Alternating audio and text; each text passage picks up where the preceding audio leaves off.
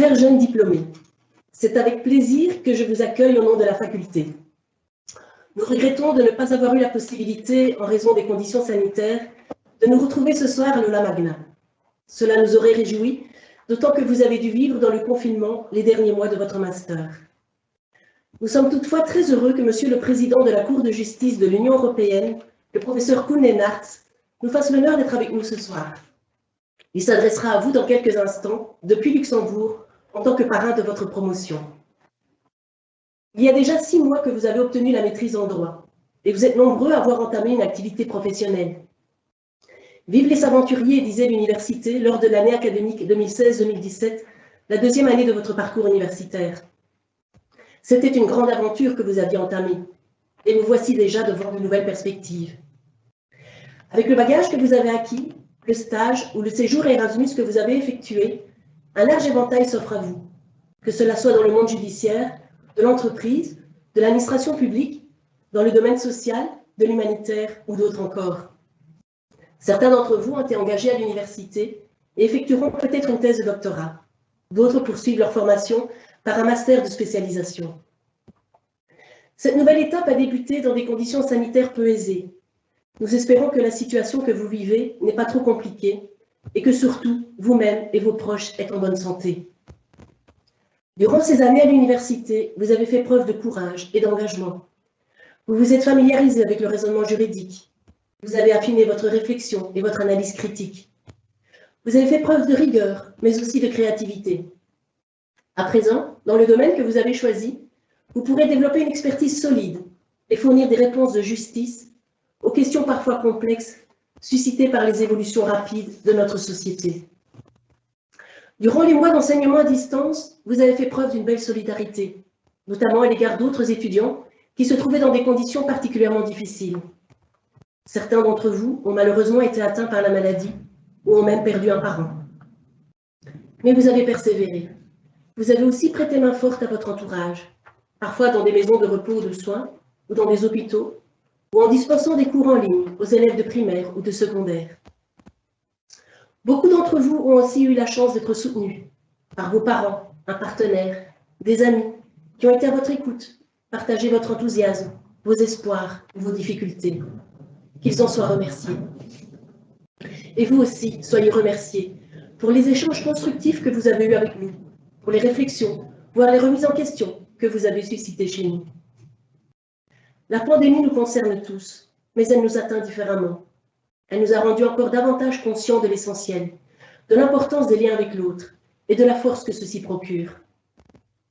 Je vous invite durant votre cheminement à vous poser, à prendre le temps de réfléchir à ce que vous souhaitez réaliser dans la vie. Ne craignez pas l'un ou l'autre soi-disant échec. Si vous êtes déçu d'un événement ou d'un acte, vous en tirerez ensuite des ressources positives qui vous permettront de rebondir. Quels que soient vos rêves, poursuivez-les. Ne les laissez pas se perdre en route. Le jeune comédien belge Félix Radu soulignait en décembre dernier: « Je n'ai pas eu l'année que j'aurais souhaité. Peut-être ai-je eu l'année dont j'avais besoin. Comme ces vagues en bord d'océan qui nous frappent, nous font chavirer avant de nous ramener à la rive. Je suis assis sur la plage, trempé d'avoir lutté, et je scrute l'horizon. J'avais oublié. Comme c'est beau, un soleil qui tente de se lever. » Malgré les difficultés, la réaction à la pandémie impliquera aussi des aspects positifs. Par exemple, avec le développement de la technologie de l'ARN messager, qui permettra de lutter contre d'autres maladies infectieuses. Dans le pacte international relatif aux droits économiques, sociaux et culturels, les États signataires reconnaissent le droit qu'a toute personne de jouir du meilleur état de santé physique et mentale qu'elle soit capable d'atteindre. Et ces États se sont engagés à prendre les mesures nécessaires afin d'assurer le plein exercice de ce droit. Nous le savons toutefois, les populations ne sont pas logées à la même enseigne dans le monde, comme le rappelait encore le docteur Didier Pittet, à qui l'université a attribué il y a 15 jours l'un des 4 titres de docteur honoris causa et qui s'est investi pour que le gel hydroalcoolique soit accessible à tous, en tant que bien commun. La Belgique a réagi à la pandémie en imposant, vu la situation d'urgence, d'importantes restrictions aux libertés fondamentales dans l'intérêt de la santé publique, afin de notamment faire face au risque de saturation des hôpitaux. Je vous invite à être toujours vigilant quant au respect de l'état de droit, surtout en temps de crise. Le cadre normatif qui a été adopté ces derniers mois a en effet suscité de nombreuses interpellations, entre autres de professeurs de notre faculté. Un certain nombre de normes ont ainsi été établies par des arrêtés royaux ou de simples arrêtés ministériels assortis de dispositions pénales. Il est regretté que ces règles aient parfois été à l'origine de traitements différents des personnes. Dans la mesure où, pour des faits similaires, un acquittement ou une condamnation a été prononcée, selon que la même règle était considérée d'un magistrat à l'autre comme dépourvue ou non de fondement juridique. L'opacité de certains textes est aussi soulevée, alors que, comme vous le savez, la norme doit être claire, proportionnée et prévisible. En outre, il y a le feu au royaume de la vie privée des Belges, titrait le journaliste Philippe Laloux dans un article du Soir le 18 février dernier. Deux plaintes ont en effet été déposées auprès de la Commission européenne, l'une remettant en cause l'indépendance de l'autorité de protection des données, l'autre ayant trait au comité de sécurité de l'information. Il est notamment reproché que ce comité puisse gérer le croisement des données sensibles par les SPF et les organismes publics en matière de sécurité sociale sans que le Parlement ne soit impliqué. Le risque d'une centralisation massive des données dans le domaine de la santé, de la sécurité sociale, de la justice, du social est aussi soulevé. S'il peut être parfois considéré adéquat de partager ces données de santé afin de lutter contre la pandémie et de faire usage de l'intelligence artificielle au service de la santé publique, le respect du règlement général sur la protection des données, de la Constitution et de l'article 8 de la Convention européenne des droits de l'homme, le droit au respect de la vie privée et familiale, doivent être garantis, notamment en ce qui concerne le traçage, l'enregistrement des vaccinations, les finalités qui seront poursuivies et l'accès aux données par des tiers. De manière générale, la reprise en main par le Parlement du cadre normatif lié à la pandémie est demandée depuis plusieurs mois. Dans une carte blanche publiée récemment, les représentants des barons belges l'ont également rappelé, en soulignant que des mesures limitant la liberté sur une aussi longue période ne peuvent être prises que si elles sont le résultat d'un débat parlementaire démocratique approfondi. Dans le même temps, un avant-projet de loi, dit Corona, est annoncé, ainsi qu'un débat en assemblée plénière de la Chambre, après discussion en commission de l'Intérieur, avec la participation de représentants de la société civile. Un prochain débat parlementaire est en effet essentiel. Nous avons tous été interpellés par l'importance du respect de la démocratie lors des événements qui se sont déroulés au Capitole le 6 janvier dernier. La jeune américaine Amanda Gorman l'a aussi souligné dans le poème qu'elle a prononcé lors de la cérémonie d'investiture du président John Biden le 20 janvier dernier, et dont je vous partage quelques vers dans leur version française. Si nous voulons être à la hauteur de notre temps, alors la victoire ne sera pas dans la lame, mais dans tous les ponts que nous avons créés. C'est la promesse faite à la clairière, la colline que nous gravissons, si seulement nous osions. Le moment se rapproche où nous pourrons physiquement recréer des ponts, nous retrouver avec nos familles et nos amis. Nous pourrons à nouveau goûter aux spectacles et aux concerts, exercer des activités ensemble, effectuer des voyages. Et les plus jeunes pourront se rassembler dans les mouvements de jeunesse, retourner à l'école ou sur les bancs de l'université. La vie continuera, bien sûr, même si ce sera sans doute différemment. Reprenant les mots de l'auteur, compositeur et chanteur Grégoire, je vous souhaite de la magie dans le moindre de vos projets, d'apercevoir qu'au-dessus des pluies, le soleil continue de briller, et de ne jamais remettre à demain, à plus tard, pour ne jamais réaliser que ça y est, maintenant, c'est trop tard. C'est avec plaisir que je cède à présent la parole aux jeunes diplômés qui étaient vos délégués, Mesdames Lauriane Gourlich et Pauline Willem. Je vous remercie. Madame la doyenne, Monsieur le parrain de promotion, chers professeurs, chers membres du corps académique et de l'équipe administrative, chers parents, proches, chères étudiantes et étudiants. C'est avec beaucoup d'émotion et un grand honneur que Lauriane et moi nous adressons à vous ce soir pour marquer la fin de ces années inoubliables de notre vie, même si elles n'ont pas toujours été que dans un bon sens. Disons juste qu'elles nous auront laissé des souvenirs de toutes les saveurs. Et ces souvenirs, on les dégustera toute notre vie quand, avec un regard en arrière, on contemplera plein de nostalgie, ce que beaucoup appellent les plus belles années de notre vie. Certes, ce soir, nous ne nous réunissons pas de la façon dont nous aurions rêvé. Nous ne pourrons pas nous serrer dans les bras comme on l'espérait, ni sourire une dernière fois à nos professeurs avant de leur dire adieu. Pourtant, le fait que cette proclamation se tienne à distance ne doit pas vous empêcher de sortir votre smartphone et prendre une photo pour immortaliser ce moment, comme vous l'auriez fait d'ailleurs en présentiel. Certes, vous vous sentirez peut-être un peu ridicule de faire un selfie devant un ordinateur. Cependant, dans quelques années, vous serez sans doute ému, heureux, content de l'avoir faite et de la partager. Cette distance ne doit pas non plus vous empêcher de fêter ce diplôme. Prenez un apéro ce soir, commandez au restaurant, bref, faites-vous plaisir, c'est votre réussite. Nous ne devons pas non plus oublier que même si nous paraissons seuls derrière notre écran, nous sommes en réalité ensemble. Peut-être plus d'ailleurs que d'autres promotions. Non seulement nous sommes plusieurs à vivre cette proclamation inédite, mais en plus, tous ensemble, nous avons dû nous dépasser ces derniers mois. D'abord, nous avons tous dû nous adapter au cours en distanciel, faire preuve de bienveillance envers nos professeurs et envers la technologie, nous acclimater à l'incertitude du futur, faire une croix sur une belle fête de fin d'études. Nous avons aussi dû chercher le courage de réinventer nos journées d'étudiants. Le courage de finir notre mémoire dans des conditions si particulières, et le courage d'entamer de nouveaux projets de vie et professionnels dans un climat d'incertitude. Ces épreuves nous rassemblent et nous lieront à jamais. Elles font de nous une promotion exceptionnelle dont nous pouvons être fiers. Vos délégués, en tout cas, en sont très fiers. Ce soir marque un tournant important, si pas majeur, de notre vie, car nous tournons la page d'un chapitre intense de notre histoire. Mais pour en ouvrir un nouveau, qu'on souhaite encore plus beau, plus riche et certainement plus long. Ce soir marque le début du reste de notre vie. Mais avant de nous lancer dans le grand bain du monde professionnel, même si pour beaucoup d'entre nous, c'est déjà le cas, prenons le temps de revivre ces quelques années passées à patauger dans nos études. Souvenez-vous par exemple de votre premier jour à l'UNIF, de votre première rencontre, de votre première guindaille, de votre premier blocus, de votre première session d'examen et de vos premiers résultats. Souvenez-vous de votre cours préféré, du cours dont vous auriez préféré ne jamais entendre parler, de votre diplôme de bachelier, et puis de vos premiers pas en master, de votre Erasmus, de votre stage, et surtout de ce diplôme de master.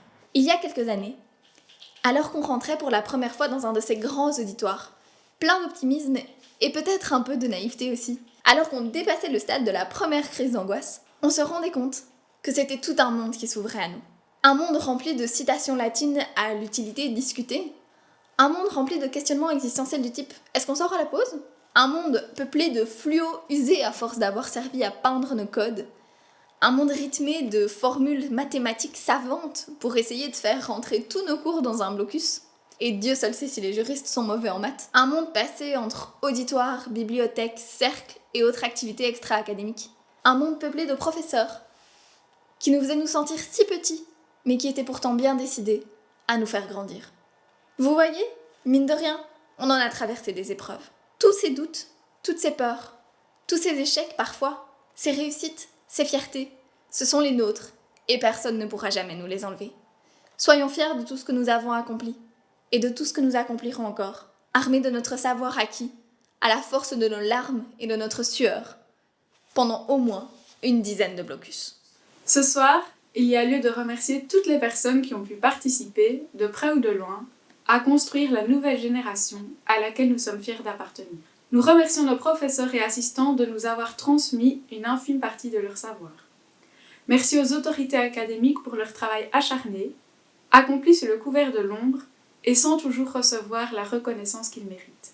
Nous pensons aussi aux bibliothécaires, au bureau des relations internationales qui s'occupait des échanges Erasmus, au personnel du service administratif et informatique, au service d'aide à la réussite, au service de nettoyage et de garde, au secrétariat et à tous ceux que nous ne pouvons pas citer ici, mais qui ont contribué, à leur manière, à ces belles années à l'UC Louvain et à notre réussite. Merci aussi à ceux et celles qui ont organisé cette proclamation et à M. Koen Leenaerts, président de la Cour de justice de l'Union européenne, d'avoir accepté d'être le parrain de notre promotion.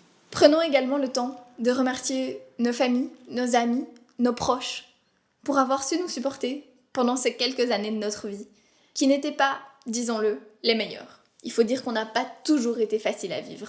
Notre réussite est un peu la vôtre aussi. Et surtout, remercions-nous, chers étudiants, chers membres de la promotion 2020, affectueusement mais malheureusement appelée promotion Covid, pour tout le soutien qu'on a su s'apporter. Il s'agit d'une valeur qu'il nous faudra cultiver pendant le reste de notre vie. Alors, ce soir, chère promotion Covid, nous vous transmettons toutes nos félicitations. Un grand merci, chers Lauriane et Pauline, pour ces beaux mots. Je donne à présent la parole à M. Koen Leenaerts, président de la Cour de justice de l'Union européenne. Hartelijk dank, meneer de voorzitter. Ik geef u het woord. Merci, Madame la doyenne. Monsieur le recteur, Madame la doyenne, Mesdames et Messieurs les professeurs, mais surtout, chers nouveaux diplômés, Mesdames et Messieurs, c'est un grand honneur et un plaisir pour moi de pouvoir m'adresser à vous ce soir. Vous, les jeunes maîtres en droit, vous pouvez être fiers. Vous êtes désormais titulaire d'un diplôme de droit d'une prestigieuse faculté de droit. L'obtention de ce diplôme a exigé de votre part des efforts considérables pendant plusieurs années. En plus, vous avez dû faire preuve au cours des derniers mois de vos études, et Madame la doyenne l'a déjà mentionné, d'une grande capacité d'adaptation et de créativité en réponse à la crise du coronavirus. Vous avez donc, à n'en pas douter, toutes les compétences nécessaires pour trouver votre chemin sur le marché du travail. La pandémie a retardé de quelques mois l'organisation de cette cérémonie et nombre d'entre vous sont par conséquent déjà entrés dans la vie active. Vous êtes sûrement nombreux à avoir en tête des projets précis pour la suite de votre parcours professionnel. Plusieurs parmi vous envisagent par exemple une carrière d'avocat, de juriste d'entreprise, de magistrat ou de notaire. D'autres encore rêvent d'une carrière académique.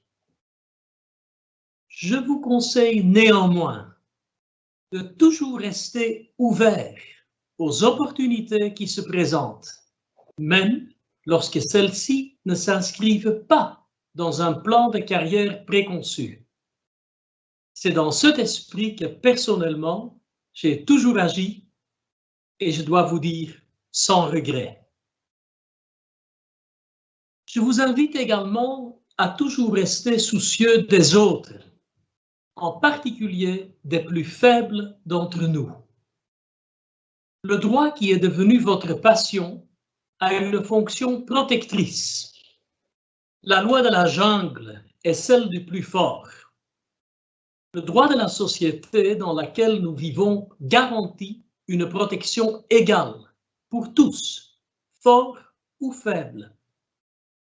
Et cette égalité devant la loi ne peut être garantie que dans un état de droit.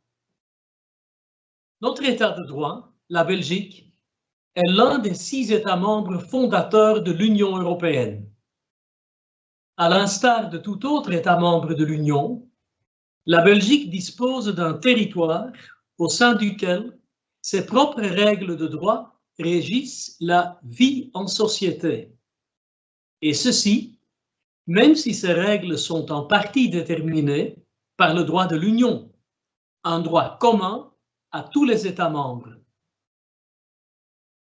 Les territoires de l'ensemble des États membres constituent un espace sans frontières intérieures dans lequel les personnes, les marchandises, les services et les capitaux circulent librement.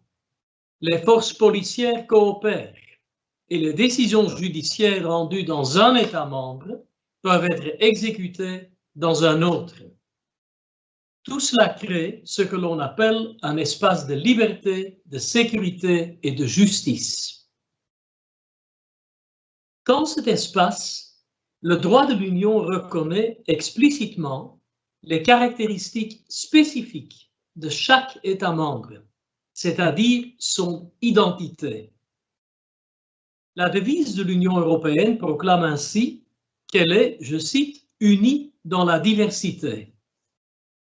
Le droit de l'Union établit des passerelles entre les sociétés des États membres et non des murs. Il protège ces sociétés, ces identités différentes mais équivalentes. C'est à la base du respect mutuel et de la confiance mutuelle. Le respect et la confiance mutuelle présupposent que tous les États membres partagent et protègent un certain nombre de valeurs fondamentales. Ces valeurs fondamentales sont énoncées à l'article 2 du traité sur l'Union européenne qui dispose, je cite, « L'Union est fondée sur les valeurs de respect de la dignité humaine, de liberté, de démocratie, d'égalité, de l'état de droit, ainsi que de respect des droits de l'homme, y compris des droits des personnes appartenant à des minorités. Ces valeurs sont communes aux États membres dans une société caractérisée par le pluralisme, la non-discrimination, la tolérance, la justice, la solidarité et l'égalité entre les femmes et les hommes.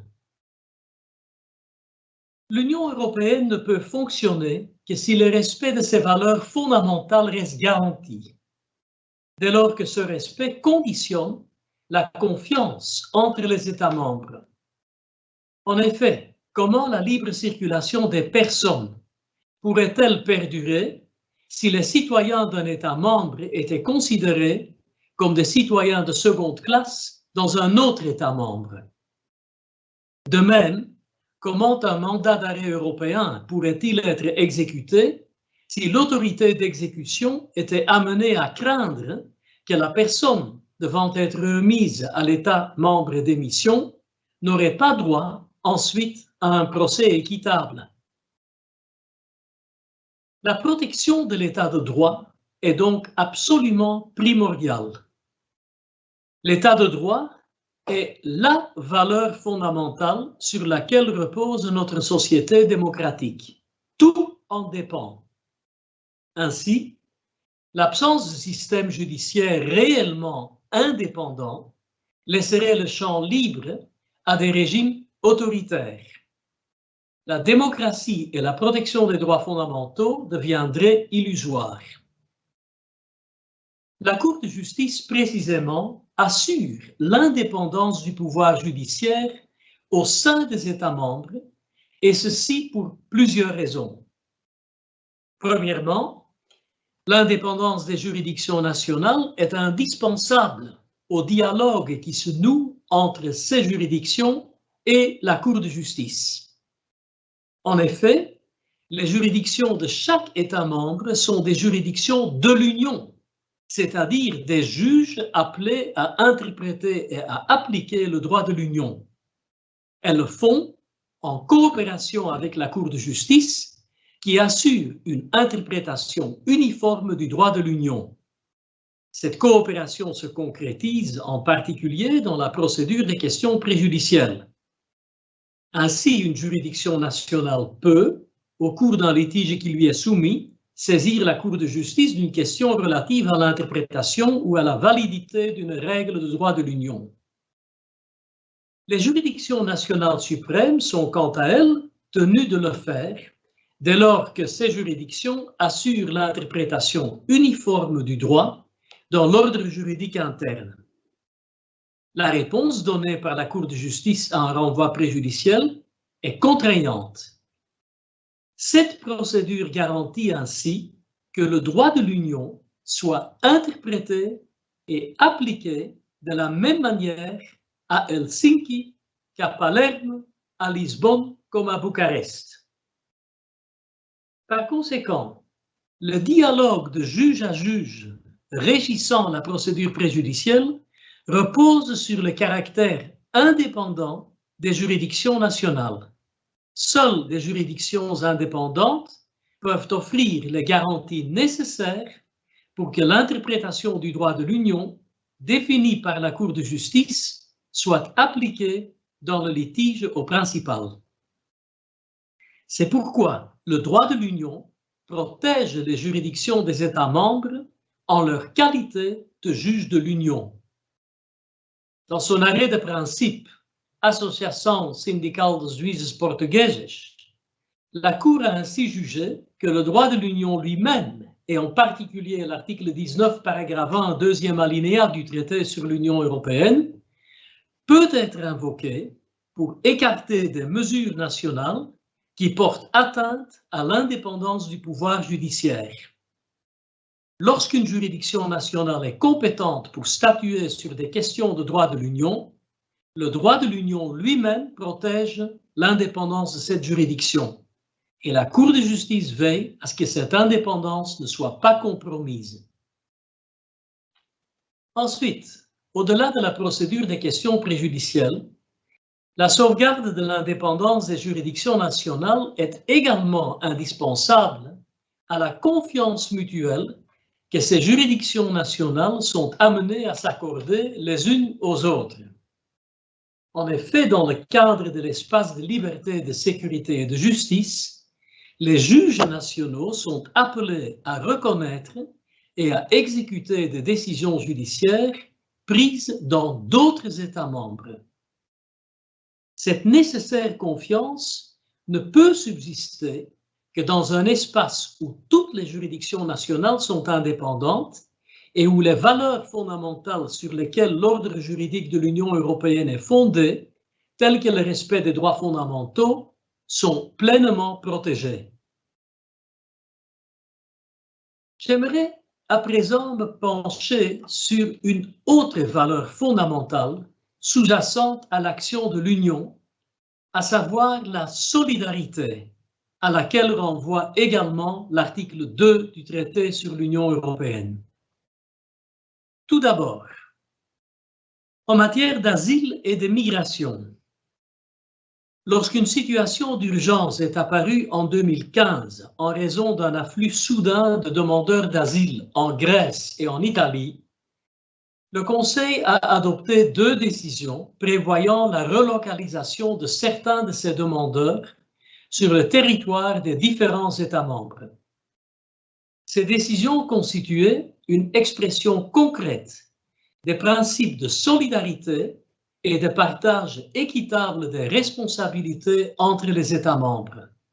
Principes qui, au terme de l'article 80 du traité sur le fonctionnement de l'Union européenne, sous-tendent la politique de l'Union en matière d'asile et de migration.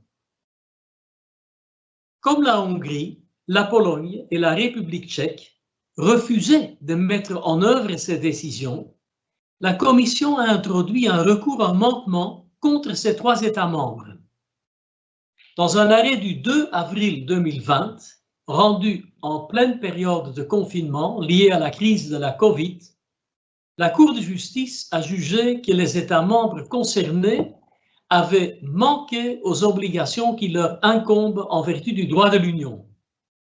Il a été jugé que ces États membres ne peuvent invoquer ni leurs responsabilités en matière de maintien de l'ordre public et de sauvegarde de la sécurité intérieure, ni le prétendu dysfonctionnement du mécanisme de relocalisation pour se soustraire à la mise en œuvre de ce mécanisme. Accepter une telle issue aurait en effet gravement compromis l'objectif de solidarité inhérent au mécanisme de relocalisation en question. L'importance de la solidarité comme valeur cardinale de l'ordre juridique de l'Union européenne ne peut être sous-estimée et son expression juridique ne se cantonne pas à la politique de l'Union en matière d'asile et d'immigration. Le traité sur le fonctionnement de l'Union européenne dispose notamment que, je cite, « Lorsqu'un État membre connaît des difficultés ou une menace sérieuse de graves difficultés en raison de catastrophes naturelles ou d'événements exceptionnels échappant à son contrôle, le Conseil, sur proposition de la Commission, peut accorder, sous certaines conditions, une assistance financière de l'Union à l'État membre concerné. Il s'agit de l'article 122, paragraphe 2. Le traité contient même une clause explicite de solidarité à l'article 222 du même traité qui prévoit que l'Union et ses États membres agissent conjointement dans un esprit de solidarité si un État membre est l'objet d'une attaque terroriste ou la victime d'une catastrophe naturelle ou d'origine humaine. Ce principe de solidarité s'est concrétisé dans le cadre de la crise sanitaire actuelle au travers de mesures importantes prises au niveau européen. Il faut souligner qu'en vertu du traité sur le fonctionnement de l'Union européenne, la santé publique relève au premier chef de la responsabilité des États membres. L'Union n'est compétente que pour appuyer, coordonner ou compléter l'action des États membres dans ce domaine. Néanmoins, l'Union est loin d'être restée inactive dans la lutte contre le coronavirus. En effet, basé sur cet article 122, paragraphe 2 que j'ai cité, une enveloppe globale de 1 800 milliards d'euros contribuera à reconstruire l'Europe de l'après-Covid-19. Une Europe plus verte, plus numérique et plus résiliente. Un programme appelé Next Generation EU. Il s'agit du plus vaste train de mesures de relance jamais financé par l'Union européenne. De plus, un programme d'achat commun de vaccins a été mis sur pied par la Commission, garantissant un traitement égal de tous les États membres, des plus grands aux plus petits, pour ce qui concerne l'accès à ces substances pathogènes et son prix. À cet égard, il est frappant de constater que dans la sphère médiatique, l'accent semble souvent davantage être mis sur la genèse difficile de telles décisions que sur leur contenu. Et c'est franchement regrettable. En réalité, dans un monde sans Union européenne, chaque État serait seul dans sa lutte contre la pandémie. Aujourd'hui, grâce à la solidarité au sein de l'Union européenne, les États membres peuvent compter sur un impressionnant ensemble de mesures de soutien dans cette lutte et ses conséquences économiques. Il y a un peu plus de 50 ans déjà, le 9 mai 1950, Robert Schuman, l'un des pères fondateurs de l'Union européenne, faisait la prédiction suivante. L'Europe se fera par des réalisations concrètes, créant d'abord une solidarité de fait. Et en effet, tant les réalisations concrètes que la solidarité sont au cœur du projet européen qui, dans ses racines profondes, est avant tout un projet de paix. La conception de l'intégration européenne comme projet de paix remonte en réalité à 1951 et au premier traité, celui établissant la Communauté européenne du charbon et de l'acier. Ce traité prévoyait la fusion des intérêts essentiels des États membres et leur coopération à travers des institutions communes, ce qui mettrait fin aux rivalités séculaires et constituerait la base d'une communauté plus large et plus profonde entre les peuples. Aujourd'hui encore, cette dimension reste centrale, comme le rappelle clairement l'article 3, paragraphe 1 du traité sur l'Union européenne qui dispose que l'Union a pour but de promouvoir la paix, ses valeurs et le bien-être de ses peuples. La paix constitue donc bel et bien le premier objectif de notre Union. Le rôle des institutions européennes dans le maintien et la promotion de la paix est absolument essentiel. Ce rôle est notamment reflété par la procédure législative de l'Union européenne. Ainsi, lorsqu'elle présente une proposition législative, l'action de la Commission européenne dépasse les intérêts nationaux et poursuit l'intérêt de l'Union dans son ensemble. Il est vrai qu'au cours de la procédure législative, les réunions du Conseil notamment sont le théâtre de l'expression d'intérêts nationaux que deux facteurs permettent toutefois d'encadrer. Premièrement, les États membres, conscients qu'un compromis devra finalement être trouvé, doivent tenir compte des intérêts des autres États membres. Deuxièmement, la procédure législative ordinaire élève au rang de co-législateur un autre acteur, à savoir le Parlement européen, dont les membres sont élus directement par les citoyens de l'Union. Au cours de ce processus législatif, le Parlement européen, dont les membres ne siègent et ne votent pas en tant que délégation nationale, mais au sein de groupes politiques transnationaux, veille à ce qu'un terrain d'entente soit recherché dans l'intérêt supérieur de l'ensemble des citoyens de l'Union. C'est ainsi que les intérêts nationaux divergents, autrefois source de conflits internationaux, sont désormais accommodés par la procédure décisionnelle européenne qui parvient à concilier ces intérêts dans le cadre d'une interaction intense et subtile entre la Commission, le Conseil et le Parlement européen.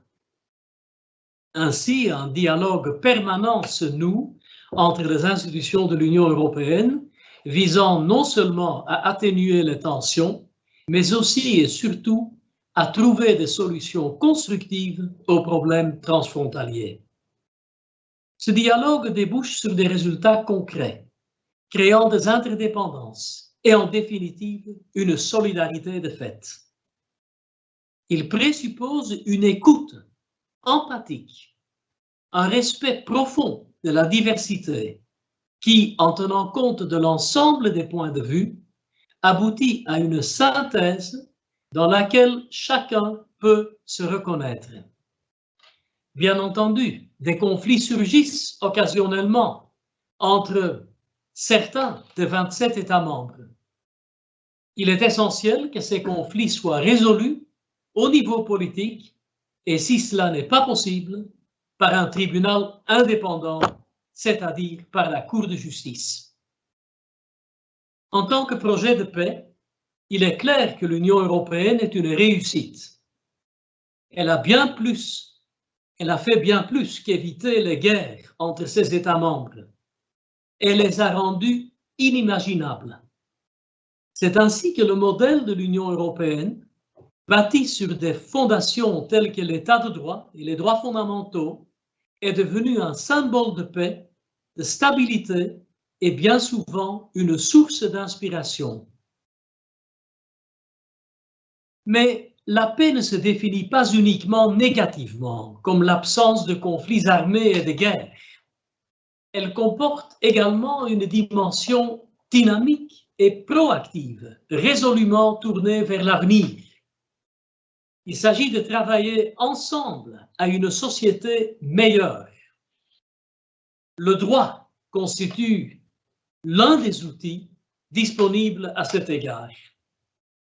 Mais il s'agit seulement d'un instrument. Et comme tout outil ou instrument, le droit peut être utilisé pour le meilleur comme pour le pire. Au bénéfice de valeurs qui constituent le fondement d'une société respectueuse de l'autre et ouverte au monde, ou inversement, au soutien d'une société qui se replie sur elle-même en excluant les autres. Ainsi, les praticiens du droit contribuent à l'établissement de règles permettant à tous de vivre ensemble et de structurer la société, y compris dans ses aspects politiques et sociaux les plus controversés.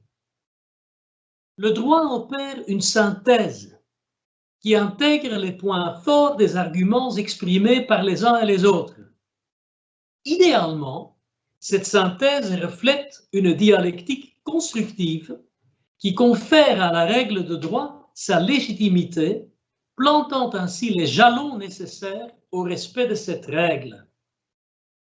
C'est pourquoi je crois à la valeur ajoutée du droit comme vecteur de valeur pour notre société, comme instrument permettant d'atteindre le compromis sans tomber dans la compromission et de trouver de justes équilibres entre intérêts divergents. Notons enfin qu'en temps de crise, le droit est parfois considéré par certains comme un obstacle ou un frein gênant. Mais restons vigilants. dans la mesure où, en temps de crise, certains peuvent être tentés de céder au chant des sirènes de solutions qui, au nom d'une efficacité potentiellement accrue, sont de nature à compromettre le respect de certains droits fondamentaux ou à diviser la société. Vous avez donc tous une tâche importante en tant qu'auxiliaire de la justice. Le juriste jouit en effet d'une certaine autorité intellectuelle. Cette autorité n'est pas et ne devrait jamais devenir une force de coercition exercée sur autrui. L'autorité du juriste est fondée non pas sur la force en tant que telle, mais sur la force de l'argumentation. Il s'agit de convaincre et non d'imposer. Ainsi, dans le cadre du règlement d'un litige, le juriste, qu'il soit médiateur, avocat, juge ou même notaire à titre préventif dans ce cas-là, dispose d'une véritable autorité. Là encore, il ne s'agit pas de coercition, mais d'autorité, en ce sens que c'est l'argument juridique le plus solide qui doit former l'épine dorsale de la motivation de la décision qui met fin au litige. Le droit se doit d'être objectif et de traiter équitablement les parties au litige. Il traduit des choix démocratiques, d'où l'importance que ces choix reposent sur les valeurs morales de liberté, d'égalité et de solidarité. De même, la Cour de justice de l'Union européenne n'a pas d'agenda politique. La Cour n'est ni pro-Europe, ni pro-États membres, mais simplement pro-droit. La Cour contrôle la constitutionnalité de toutes les dispositions du droit de l'Union qui ont été adoptées par les institutions de l'Union. Elle assure que ce droit soit interprété et appliqué de manière uniforme afin de garantir l'égalité entre tous les États membres et tous les citoyens de l'Union. Votre vie a récemment pris un nouveau tournant. Soyez confiants. Martin Luther King disait, « Avoir la foi, c'est monter la première marche, même quand on ne voit pas tout l'escalier. » Vous avez déjà franchi cette première marche il y a environ 5 ans et vous commencez à entrevoir un escalier. Ne perdez pas de vue et osez viser la marche la plus haute de cet escalier, en particulier pour ce qui relève du respect des valeurs fondamentales et du respect d'autrui. Restez toujours fidèle à cet impératif de respect. L'intégrité n'est pas innée. Elle n'est pas non plus arrimée à votre diplôme de droit. L'intégrité est une lutte quotidienne. Elle doit être acquise et conservée. Et surtout, elle repose sur des choix. Osez jeter un regard sincère sur votre fond intérieur. Maintenant, dans 1 an, dans 10 ans, 20 ans et 50 ans, en toute authenticité. Comme l'a écrit un pasteur américain, Tim Kiziar, notre plus grande peur en tant qu'individu ne devrait pas être d'échouer, mais de réussir des choses dans la vie qui ne comptent pas vraiment. Je vous souhaite beaucoup de succès et je vous remercie. Monsieur le recteur, Monsieur le Président, Madame la doyenne, Madame la directrice administrative, chers collègues, chers parents et surtout, chères étudiantes, chers étudiants. Le moment est venu de saluer collectivement le travail, l'énergie et le talent de nos étudiantes et étudiants dans la rédaction de leur mémoire de fin d'études. par la remise du prix Fallis décerné aux meilleurs d'entre eux. Le mémoire en droit est, faut-il le dire, une étape essentielle de la formation du juriste.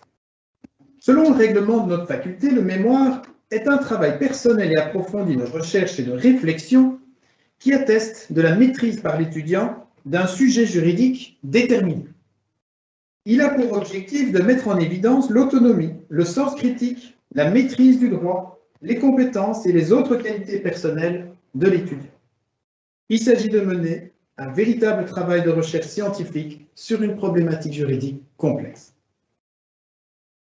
Vous avez consacré, chères étudiantes, chers étudiants, beaucoup de temps, beaucoup d'énergie, depuis votre première année du master, à dégager une thématique, une problématique, à élaborer un sujet, à effectuer des recherches bibliographiques, à collecter des informations empiriques, à interviewer des acteurs, à rédiger chapitre après chapitre ce travail qui couronne votre parcours universitaire.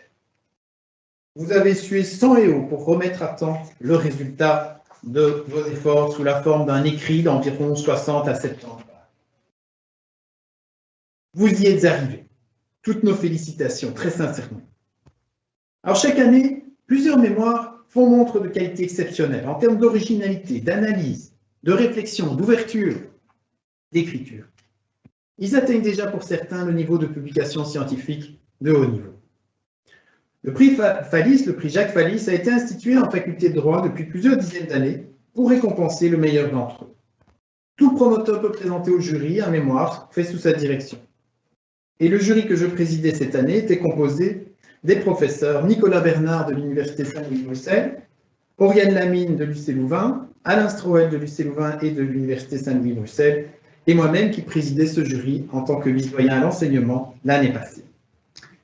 Je les remercie vivement pour leur investissement dans ce jury et pour le temps passé à lire ces mémoires.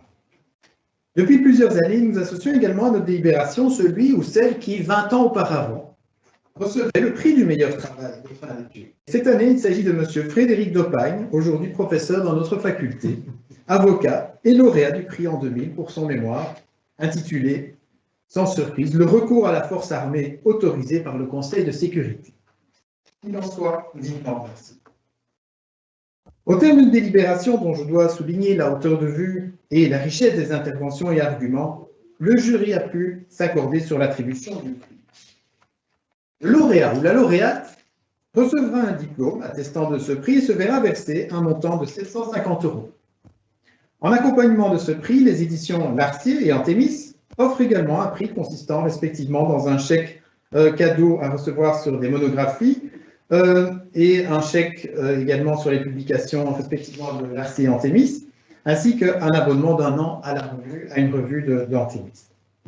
Je tiens ici à remercier vivement ces deux éditeurs pour leur soutien indéfectible à cette manifestation, à la faculté, à leur générosité pour ce prix Fallis depuis de nombreuses années. Ils sont représentés ce soir par Madame Anne-Laure Bastin chez Larcier et Mégane Philippard chez Antémis. J'en viens à la conclusion de nos délibérations que je vais lire devant vous.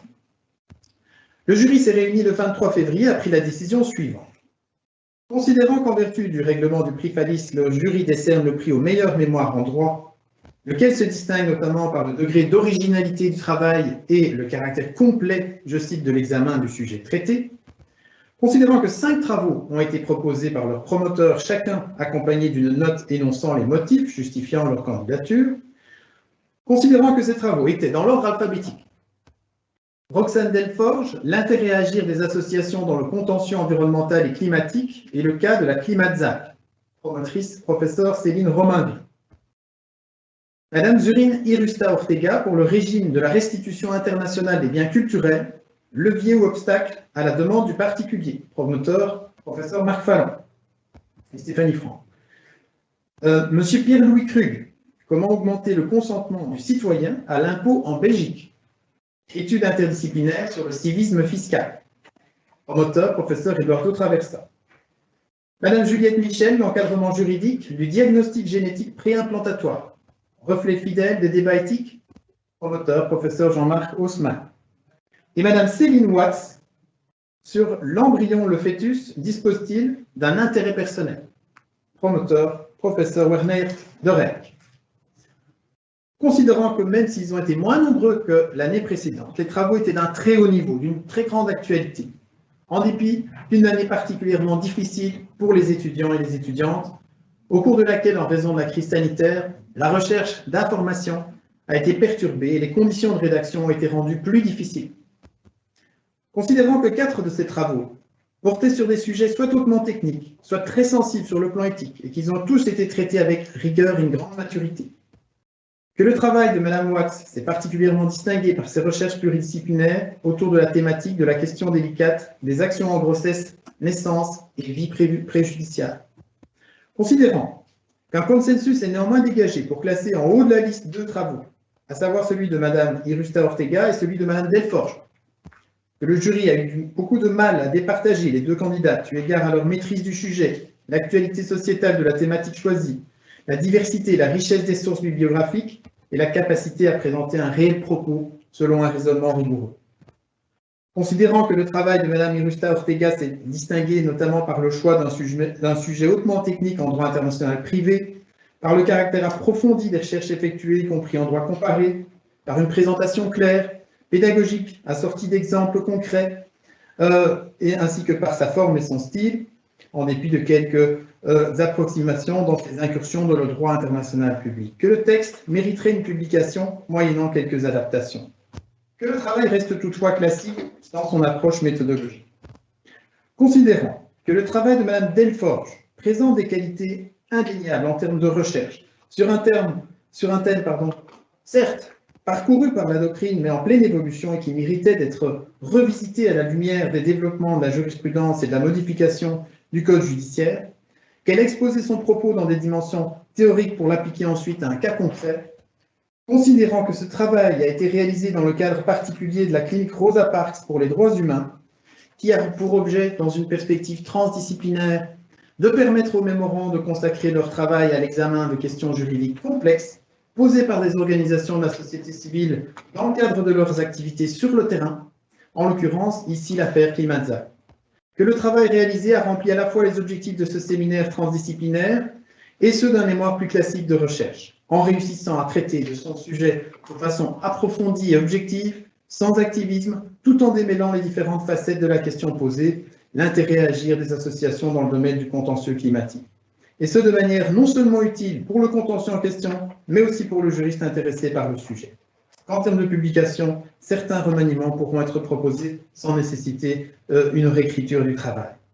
Considérant que le jury a dû trancher, que l'originalité de l'approche du travail de Mme Delforge entre mémoire recherche et mémoire action, combinée avec le caractère approfondi des recherches, ont convaincu le jury, décide d'attribuer le prix Fallis 2019-2020 à Mme Roxane Delforge pour son mémoire intitulé « L'intérêt à agir des associations dans le contentieux environnemental et climatique » et le cas de la Klimatzak, réalisé sous la direction de la professeure Céline Romano.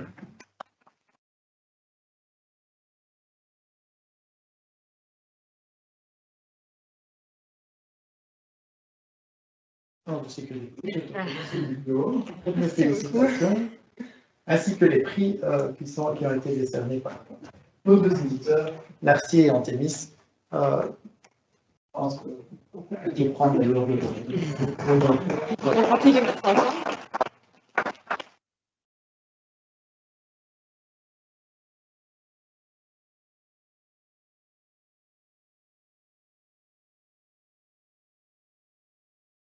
Je vais passer la parole à présent à Madame la Présidente du jury, Madame la Professeure Marie-Aude Bérin.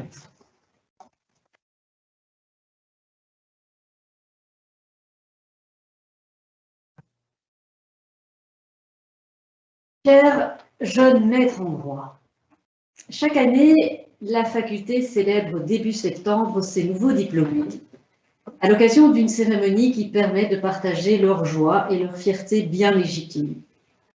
Le Covid vous aura volé la vôtre. Cela ne nous semblait pas juste, et c'est la raison pour laquelle nous avons quand même voulu, d'un temps d'arrêt, certes moins protocolaire et festif que d'habitude, mais qui permettent malgré tout de vous mettre à l'honneur. Car ne vous y trompez pas, vous êtes bien les héros et héroïnes de ce soir. Vous qui avez réussi à décrocher ce diplôme de master en droit qui vous semblait sans doute encore inaccessible il y a quelques années ou mois d'ici.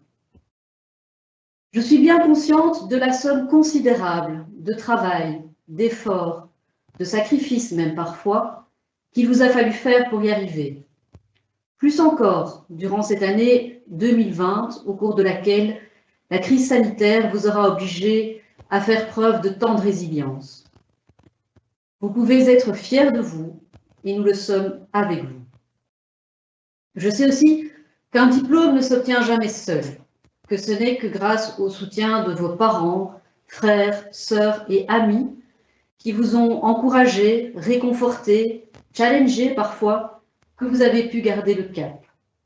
Vous pouvez leur être reconnaissants et nous le sommes avec vous. Je sais enfin qu'un diplôme n'est qu'une étape dans une vie, que tout au long de celle-ci, vous continuerez d'apprendre, de questionner, et je l'espère, de cultiver votre curiosité et votre bienveillance à l'égard du monde. Vous pouvez croire en votre intelligence et vos talents, et nous y croyons avec vous. Alors bon vent à chacune et chacun, et n'hésitez pas à revenir nous voir souvent surtout. C'est avec grand plaisir que je cède maintenant la parole au recteur de notre université, le professeur Vincent Blondet.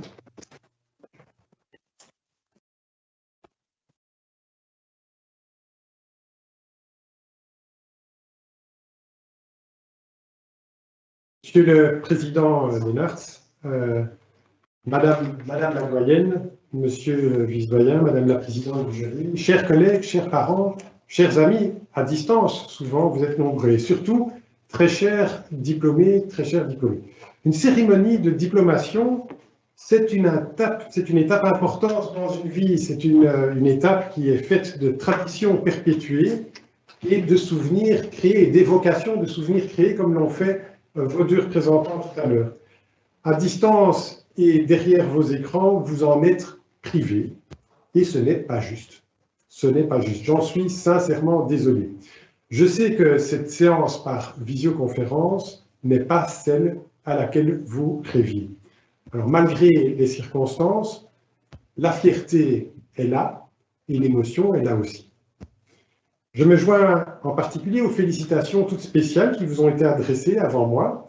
Vous avez non seulement réussi de très brillantes études, mais vous avez tenu bon malgré les difficultés, en particulier durant cette dernière année académique. Bravo à toutes et tous.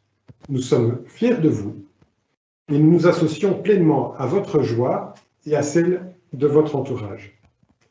Après des semaines, des mois et des années d'efforts, c'est aujourd'hui un moment de reconnaissance. D'abord, en reconnaissance envers vous-même, qui avez mené à bien votre formation, mais également envers vos parents, vos familles, vos proches. Et je crois savoir que pour certains d'entre eux, ils sont autour de vous, en face de l'écran. Beaucoup donc sont présents avec nous. Je voudrais, au nom de l'université, les remercier infiniment de la confiance qu'ils ont placée en Louvain. Je remercie également très chaleureusement celles et ceux qui vous ont accompagnés durant toutes ces années. Vos professeurs dans cette université, dans d'autres universités, vos professeurs, vos assistantes et assistants, et les membres du personnel souvent présents au jour le jour, y compris pour la préparation de cette cérémonie. Je souhaite aussi remercier le président Leenaerts qui nous a fait l'honneur de sa présence et de son patronage et de son parrainage si porteur de sens, en particulier par les liens forts qui le lient avec le monde académique. Il est, comme beaucoup d'entre vous, diplômé d'une université partenaire, l'université de Namur. Il y a été professeur dans notre université sœur, la KU Leuven, ainsi aussi pour son rôle très central dans la préservation, et il vous a invité à faire de même, à la préservation des valeurs et principes fondamentaux sur lesquels repose le projet d'Union européenne. Chères étudiantes, chers étudiants, tout au long de votre parcours, nous nous sommes efforcés de vous transmettre des valeurs. La solidarité, la justice, le souci d'une société où chacun peut s'épanouir, le respect de toutes et tous. Ces valeurs sont aussi importantes que la formation que vous avez acquise. La période que nous traversons est difficile. Tentons ensemble de voir l'horizon qui se dégage. et l'horizon se dégage. Les décennies à venir auront besoin de vous. Soyez des acteurs de changement responsables, inventez le futur, le monde de demain, et soyez ambitieux. Soyez exigeants pour vous-même et soyez exigeants pour votre vie. Mettez du sens dans votre vie et dans votre choix, dans vos choix, comme vous y invitait le président il y a un instant. Laissez-vous guider par votre enthousiasme et par vos rêves, mais aussi par votre devoir et par votre responsabilité. Désormais, vous êtes aussi louvain, comme le demi-million de diplômés depuis la fondation de notre université, il y a bientôt 6 siècles de ça, en 1425, et avec les nombreux autres alumni, près de 200 000, dont en particulier, comme vous, avant vous, il y a de ça aujourd'hui 70 ans, mon propre père, diplômé de cette faculté, vous faites partie de cette grande communauté dont je vous invite à porter les valeurs, l'esprit et aussi la responsabilité. C'est donc avec joie et confiance en l'avenir que je vous propose de rester toujours des nôtres. Louvain ne vous oubliera pas. N'oubliez pas Louvain, votre alma mater. Bon vent à toutes et tous.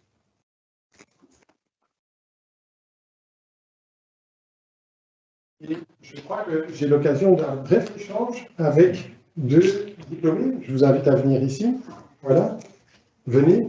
Mathieu et Roxane. Alors on va... C'est une partie moins formelle. Je vais me rester à l'écart, à 1,50 m. Voilà. C'était une cérémonie un petit peu particulière. Vous n'êtes pas véritablement les représentants de toute la promotion, mais vous êtes des diplômés de l'année qui vient de s'écouler.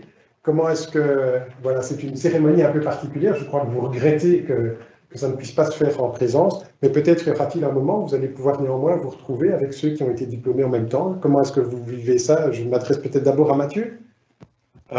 Oui, merci pour votre discours.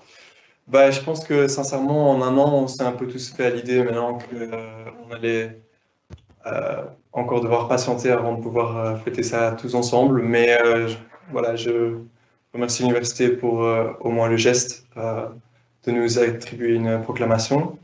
Et j'espère qu'on pourra fêter ça un jour tous ensemble. Hein, mais il va falloir être patient. Roxane. Moi aussi, c'est voilà, avec beaucoup de fierté et de nostalgie aussi que je reviens dans ces bâtiments. Mais je pense qu'un temps viendra assez proche, je pense, pour qu'on puisse célébrer tous ensemble. Et voilà, je voulais aussi remercier tout le monde, tous les professeurs, toutes les personnes que j'ai pu rencontrer. Très bien. Vous êtes ici chez vous hein, désormais, donc vous nous reviendrez. Très bien. Merci à tous les deux.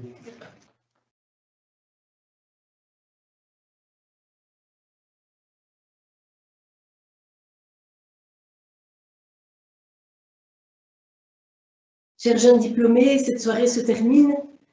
Nous remercions vivement Monsieur le Président Koen-Leenaerts d'avoir accepté de parrainer votre promotion et pour la belle allocution qu'il a prononcée. Nos remerciements s'adressent aussi à Monsieur le Recteur Vincent Blondel, qui nous a fait également l'honneur de sa présence. Et puis nous saluons de loin Monsieur le Vice-Recteur aux Affaires étudiantes, Philippe Lixman, qui se trouve dans la salle virtuelle. Merci aussi à l'équipe de l'administration facultaire, dont sa directrice, Madame Joëlle Cap, a organisé cette soirée virtuelle avec toute l'équipe et qui veille tout au long de l'année à dynamiser et organiser au mieux nos activités. Et puis nous remercions également Benoît Vanos, François Dellos de l'administration des relations extérieures et de la communication, Quentin Jovenot du service informatique, Maxime Fana qui est étudiant en droit, qui fait partie de l'équipe renfort Covid. Chers jeunes diplômés, nous sommes heureux que vous ayez eu l'occasion d'assister nombreux à cet événement. Nous vous souhaitons le meilleur pour l'avenir. Et comme le recteur l'a déjà indiqué aussi, nous vous invitons à maintenir le lien avec la faculté, dont la porte vous reste vraiment grande ouverte. Merci à vous et bonne soirée.